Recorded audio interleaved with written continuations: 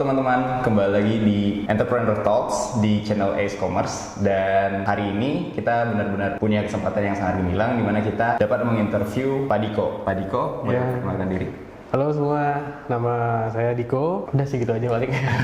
Oke, jadi Pak Diko sendiri adalah founder dan owner dari Unknown Product, di mana Unknown Product sendiri adalah exhaust untuk motor di spek 150 sampai 600 cc ya Pak ya? Sampai 1000. Sampai 1000 cc. Dan Unknown Product juga adalah salah satu produk lokal Indonesia yang sudah lumayan dikenal oleh banyak orang di Indonesia. Jadi untuk memulai Pak, boleh ceritain latar belakang Bapak memulai Unknown Product? Jadi latar belakang ya, pertama kali itu sebelumnya dulu tuh saya sempet suka dengan otomotif ya, otomotif roda 2 apalagi itu ya, kayak motor-motor 2,5 terus 1600. Dulu juga sempat ikut ya iseng-iseng doang buat balap gitu ya, buat ikut balap di Sentul sirkuit. Nah dari situ mulai tuh ada inspirasi sedikit untuk membuat knalpot gitu kan. Nah inspirasi ini tuh didapat dari temen ya, kebetulan dulu promotor atau dia kayak komitonya di ajang balap itu. Nah kita ngobrol, kita jalan-jalan di sirkuit, dia bilang kenapa sih nggak main knalpot aja gitu kan, bagus loh apalagi buat platforma, terus dipakai orang juga setiap hari kan, orang pasti beli juga segala macam kan. Langsung saya kepikiran untuk oh yaudah gimana kalau kita bikin knalpot aja nih, kita bikin segede mungkin knalpot ini gitu, dari awal sampai luar biasa lah, sampai ke luar negeri kalau bisa gitu kan. Waktu itu semester 1 itu ikut balap dan dapat inspirasi itu direalisasikan tuh pada saat semester 3. Semester 3 itu baru keluar idenya gitu kan. Saya bingung namanya apa ya. Dulu itu nggak kepikiran gitu kan. Karena kalau kita di mobil dengerin musik, dengerin DVD atau VCD yang nggak ada judulnya, namanya unknown gitu kan. Oke. Nah saya kepikiran dari situ gitu, gimana kalau namanya unknown aja gitu kan. Itu di mobil tuh sambil mikir-mikir gitu. Udahlah Unknown Product aja lah, jadi setiap saat orang bisa apal gitu. Kalau di mobil dia misalkan Mas Giri nih di mobil masukin VCD, namanya unknown nih tulisannya, nggak jelas, various artis gitu kan. Oh berarti keinget Unknown Product. Sebenarnya simpel aja sih gitu doang sih gitu kan, cuman ya sekelibet di kepala, keluar unknown, ya udah kita buat Unknown Product gitu. Berarti memang nggak ada hubungannya dengan jurusan Bapak di kuliah, latar belakang edukasi gitu ya Pak? Nggak ada sih, nggak ada. Berarti semua kegiatan yang Bapak lakuin untuk Unknown Product benar-benar Bapak pelajari di luar kuliah? Pure dari hobi dan di luar kuliah. Ya. Terus Pak, kalau boleh tahu Unknown Product ini sendiri udah berapa lama berjalannya? Untuk running itu kita hampir 5 tahun. Hampir 5 tahun umurnya itu mulai 2014 September. Hampir ya 5 tahun lah kurang lebih. Di berjalannya selama 5 tahun ini Pak, apa kesulitan yang dialami oleh Unknown Product? Ini sih cuman kompetitor sih ya. Kompetitor tuh wajar ya, itu wajar, sama paling pemalsu-pemalsu. Yang mungkin dia bikin nama Unknown juga, terus materialnya tidak sebaik kita punya, dijual harga murah. Dan itu terjadi di Indonesia. Contohnya kayak ada brand luar namanya Akrapovic, yaitu dia ditiru oleh salah satu kota di Indonesia yang nggak disebut namanya. Jadi kota ini memproduksi banyak knalpot dan ditiru pure dari nama, terus dari bentuk, itu ditiru semua sama dia, dijual. Itu kan merugikan orang lain gitu kan. Itu aja sih paling yang sulit. Terus Pak, setelah menemui kesulitan itu, apa yang dilakukan oleh Unknown Product untuk melangkahi? Kita langsung bikin ke hak paten ya, atau hak mereknya. Itu di Dirjen HKI. Dan itu prosesnya lumayan lama, ya bisa sampai setahun 2 tahun. Kalau kita udah keluar itu, orang mau nyontek pun juga nggak akan bisa, karena kita terlindungi gitu kan oleh negara. Oke, berarti untuk setelah melihat ternyata bahwa Unknown Product punya produk palsunya, setelah itu berarti dengan adanya hak paten ini, pembeli ini jadi merasa lebih aman? Iya, lebih aman. Dulu itu pernah kejadian sih tahun 2000. Malah ini waktu baru-baru booming ya. Waktu baru-baru booming itu 2015. Itu di Facebook. Di Facebook ada yang nge-tag saya. Wah, saya kaget gitu kan. Langsung besoknya kebetulan teman ada lawyer, urus hak patennya semua segala macam, hak mereknya, dan sampai sekarang ini lagi proses teknisi. Kemungkinan bulan depan atau 2 bulan lagi udah jadi. Target utama dari Unknown Product ini siapa Pak pasarnya? Anak motor pertama. Anak motor, terus anak-anak modifikasi, ya kan, sama anak-anak Ya yang iseng-iseng buat main balap sentul gitu. Berarti nggak ada target khusus, contohnya mahasiswa umur sekian-sekian Oh, gitu. nggak ada. Benar-benar orang yang suka motor doang. Iya, orang yang suka motor, hobi motor, sok silahkan. Untuk spek motornya sendiri, apakah Anon produk ini punya spesifikasi, contohnya knalpot pertama untuk motor 150 cc, knalpot kedua untuk 250 cc, gimana? Sebenarnya kalau masalah itu yang membedakan cuman ini sih, apa namanya, misalkan 150 cc R15 sama 150 cc gesek. Itu yang membedakan hanyalah bagian headernya, bagian depannya aja. Untuk bagian silencernya itu udah kita buat universal. Jadi masing-masing misalnya GSX, R15, terus satu lagi apa yang 150 cc itu beda-beda dia, nggak mungkin sama. Terus kayak 2,5 pun juga gitu, paling di bagian depannya headernya untuk ini apa untuk muffler sama. Kecuali untuk yang 600 cc, 1000 cc itu dia beda. Berarti khusus gitu Iya. ya? Kalau yang Pak Diko bawa ke sini nih Pak, boleh dijelasin nggak Pak bedanya spesifikasinya? Nah kalau jadi ini masih baru ya, ini kalau disebut namanya tipe Omicron, Gen 2 New Look. Nah sebelumnya itu ada apa? Ada yang Gen 1 sama ada Gen 2 yang biasa. Bedanya itu kalau Gen 2 yang New Look ini dia materialnya baru, dia lebih doff ya, lebih doff. Kalau misalkan kita kuku aja, kita giniin, kuku kita yang kegerus, saking dia doffnya. Gitu. Nah untuk material karbon ini pure 100% karbon ya, dengan menggunakan extruder. Dia nggak kayak kalau misalkan kita ke bengkel-bengkel knalpot atau bengkel-bengkel karbon aksesoris itu kan dia dari fiber terus dilapis gitu, dicat gitu, dipakein apa? Saya lupa namanya apa tuh. Digosok-gosok gitu lah pokoknya. Digosok-gosok gitu, akhirnya dikinclong jadi karbon. Kalau ini enggak, ini udah pure semua 100% menggunakan mesin. Terus kalau yang ini itu dia untuk 2,5 ya, 2,5 150 dia masuk ya karena dia universal. Kalau untuk yang 600 cc atau 1000 cc dia tuh di bagian diameternya, yang bagian sini tuh dia berbeda, sama diameter sini juga berbeda dia lebih besar. Sama ini tuh untuk pegangannya, pengaitnya, dia masukin sini, digantungin ke motornya. Nah kalau yang ini bestseller, ini bestseller, ini tipe Falcon V2.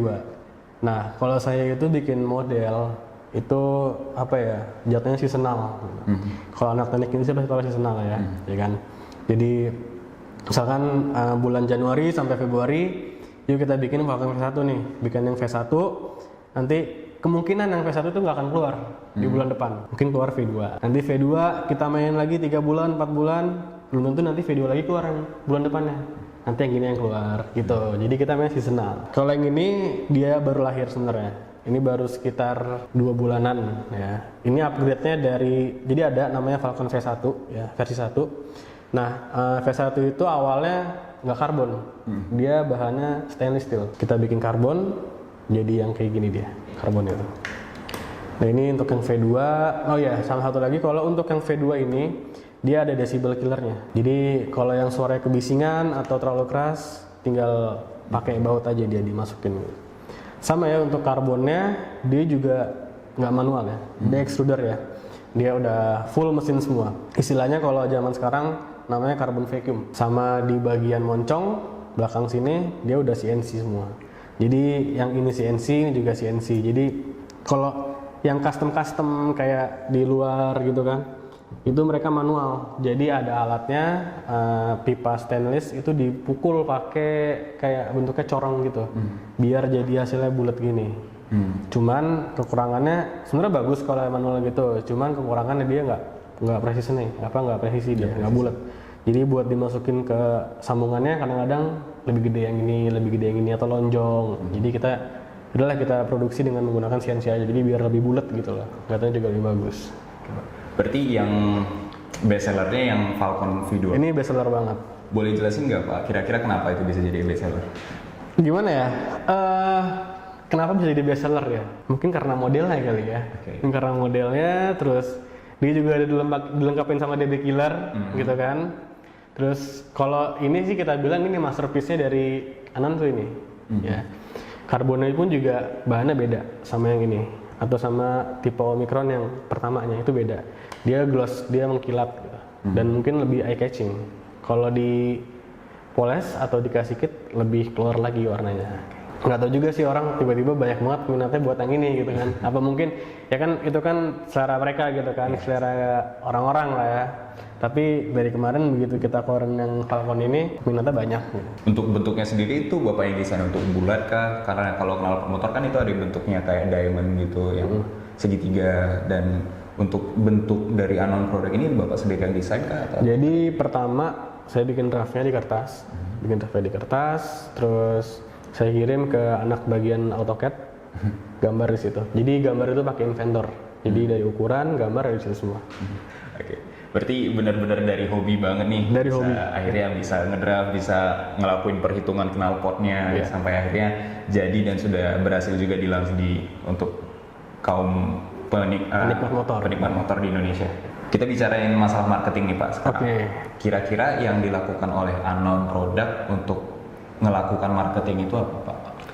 Kalau untuk marketing ya, jadi flashback dikit ya. Dulu itu tahun 2014 saya anti sama yang namanya marketing dan influencer. Anti banget. Pengen bisa sendiri gitu kan. Cuman mikir juga kalau kayak gitu kapan majunya. Akhirnya dulu pertama kali Anon keluar dijual di Facebook itu di grup KLX Motor Trail. Terus itu ya biasa lah ya, produk baru, nama baru, orang beranggapan apaan nih gitu kan.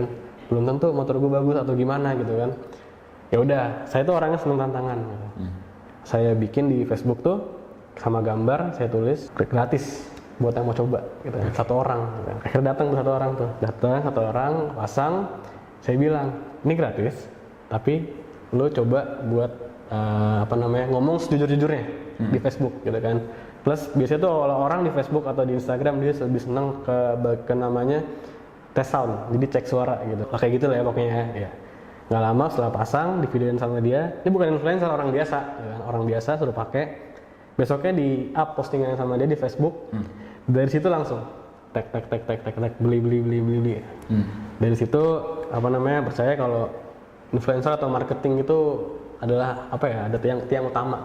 Perusahaan pun juga tiang utamanya marketing gitu. Berarti mulai dari situ apakah Bapak mulai menggunakan influencer? Atau? Mulai dari situ awalnya bukan influencer ya, awalnya Facebook Ads. Ya, yang berbayar itu yang beberapa kali klik gitu. Awalnya dari situ, terus karena dulu belum kenal yang namanya influencer ya. Kan dulu belum zaman yang namanya selebgram, terus vlogger, blogger gitu-gitu kan. Terus kita coba aja sendiri di Instagram juga dulu yang sempat berbayar juga.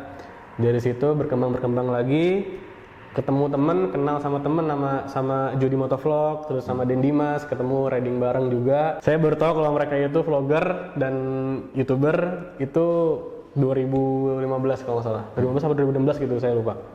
Baru kenal sama mereka, terus itu saya belum ngasih tahu kalau saya punya produk, ya kan.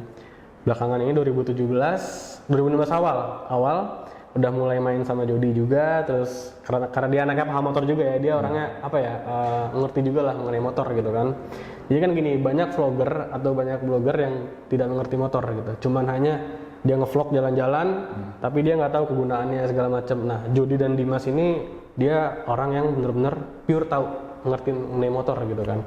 Akhirnya saya coba Jody dulu, terus coba aja gue punya produk nih knalpot gitu kan, mau pasang nggak gitu. Boleh deh, cobain sama dia, dipasang, di review semua segala macem. Ya dengan viewersnya dia yang beribu-ribu itu ya dari situ berhasil. Gitu. Marketing influencer itu sangat berpengaruh rupanya. Dan dari sana mulai kelihatan benar hasilnya ya Pak, kalau ternyata unknown product semakin dikenal oleh orang Indonesia. Betul. Oke Pak, kalau gitu sekarang kita bicara tentang kompetitor nih Pak. Menurut Bapak apa yang membedakan unknown product dengan kompetitornya? Yang membedakan adalah satu, balik lagi ke material.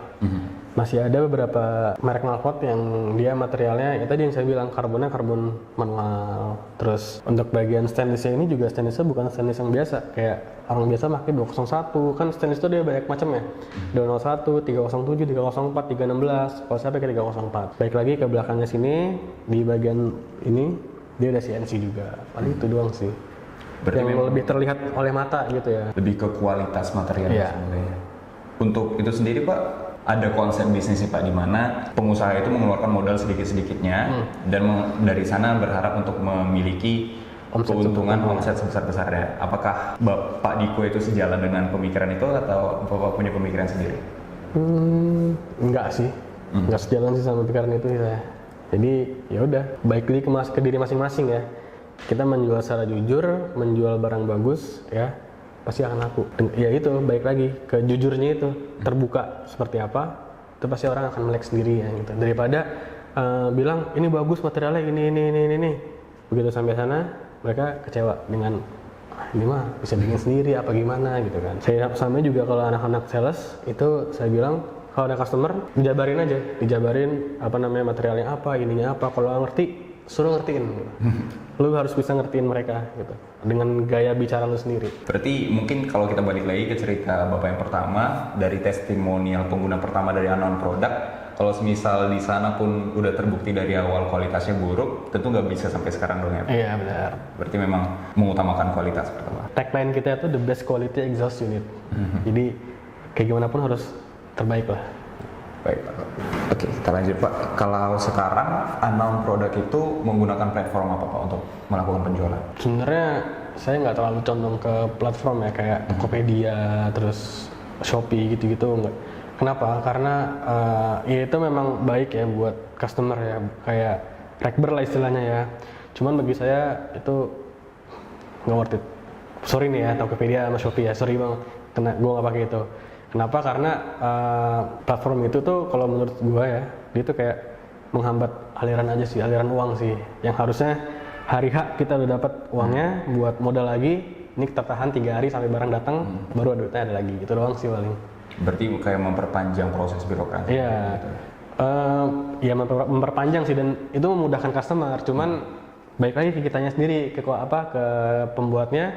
Itu akan memakan waktu yang sangat lama untuk duit itu diputarkan lagi menjadi barang. Gitu. Kalau begitu Pak, sekarang unknown product ini penjualnya secara offline kah? Online, Instagram dong. Oh Instagram. Jadi customer menghubungi unknown product dari Instagram, terus nanti di sana konsultasi, baru nanti melakukan pembayaran dan sebagainya. Nanti ada konsultasi, ada admin. Nanti dari admin itu nanti ada nomor-nomor, ada nomor HP yang buat WhatsApp. Itu sales-salesnya. Jadi tinggal pilih salesnya siapa aja. Gitu. Kalau dengan proses yang seperti itu Pak, boleh dijelasin ke kita nggak Pak kira-kira kelebihannya apa dan kekurangannya apa? Kelebihan untuk bagian mana ini? Dengan melakukan penjualan dari Instagram. Kelebihannya sih kalau di Instagram itu, apalagi kalau untuk video ya, dia itu bisa kelihatan sih viewsnya berapa, terus save-nya berapa, yang save video itu. Kan kita nggak tahu apa yang terjadi ke depan, siapa tahu yang nge-view sebanyak itu ada yang nyangkut gitu kan. Kalau Tokopedia kan kita nggak tahu view-nya berapa, terus ada yang nge-save apa enggak gitu kan. Berarti lebih analytics data. Lebih analitik sih dia, kan dia ada engagement-nya tuh, ya kan. Nah, itu ketahuan dari situ. Kalau untuk kekurangannya Pak, kira-kira menurut Bapak apa? Kekurangannya sih cuman itu sih kepercayaan customer sih, kayak gue pengen beli nih, cuman ragu-ragu gitu kan. Nah, tugas anak-anak sales tuh gimana caranya buat bikin dia tuh nggak ragu. Berarti lebih peran dari anak sales Bapak itu lebih dari proses konsultasinya dan persuasifnya. Untuk kegiatan pemasaran juga? Instagram juga. Instagram. Sama paling ya itu vlogger di YouTube sih. Berarti unknown product sendiri punya channel gitu? Channel kita baru ada, masih baru lahir. Cuman untuk yang lebih ke menjualnya, marketingnya itu paling untuk dari vlogger aja, dari kayak Jody, Denimas gitu-gitu. Jadi dari situ dioper ada nama tagline-nya tuh, UNK Product Instagramnya, hari ke Instagram. Kalau bicara beberapa aspek bisnis Pak, yang termasuk contohnya finance, terus marketing dan sebagainya, menurut Bapak bidang mana yang paling berpengaruh dan penting untuk usaha? Seperti finance planningnya, budget planningnya ke depannya, terus atau kalau semisal menurut Bapak yang fondasinya itu berupa marketing, bagaimana melakukan marketing yang benar, atau kalau sales seperti apa? Kalau dari saya sih biasanya cuman ini sih apa namanya cash flow-nya aja ya. 70% itu buat kantor, 30%-nya buat marketing. Jadi berapa total yang didapat? Jadi kumpulan apa namanya rekonsil itu dikumpulin semua saya tuh biasanya di tanggal 28 rekonsil dikumpulin, dihitung. Jadi kita punya anak keuangan sendiri, kebetulan teman juga ya, dia mau bantu dan sama dia dibikinin untuk cash flow-nya seperti apa. Dari situ totalnya semua ntar dibagi, 30% itu yang buat marketing sebelah sini, 70% sebelah sini gitu. Jadi terarah gitu loh.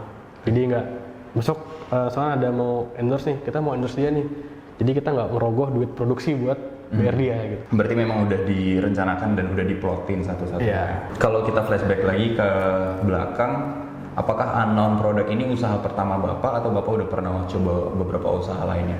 Ini usaha yang ketiga. Ketiga. Iya.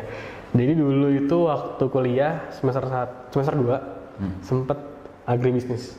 Oke. Iya, jadi emang saya tuh seneng sama bisnis sebenarnya gitu kan. Nah, agribisnis ini coba-coba karena ayah saya punya rumah di Jogja. Nah, kebetulan belakangnya itu sawah. Nah, saya sama om saya bercocok tanam di sana. Gitu. Jadi kebetulan saya kuliah di Jakarta.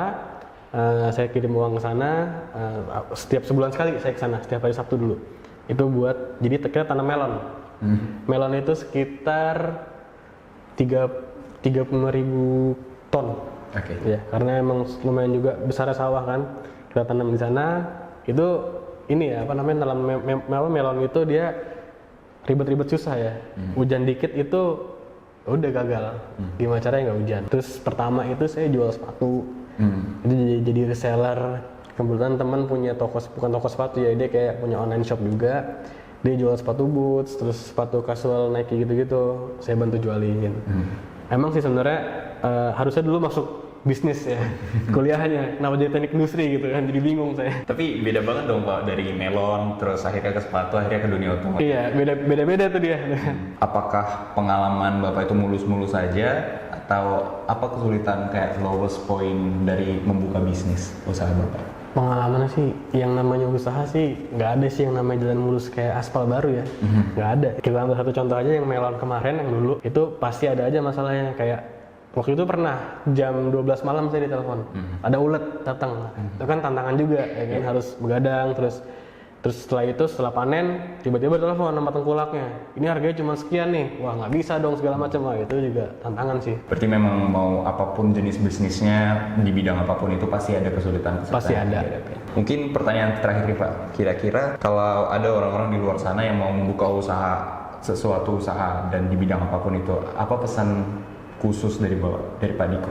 Jalanin aja ya, mau bisnis apapun itu, mau jual minuman, jual aqua, terus jual cincin apa segala macam, jalin aja dulu, terus fokus tujuannya ke depan.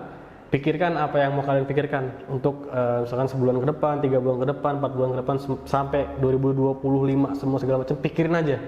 Itu akan menjadi mindset kalian di otak kalian, itu akan menjadi hal yang positif, dan percaya itu akan terjadi.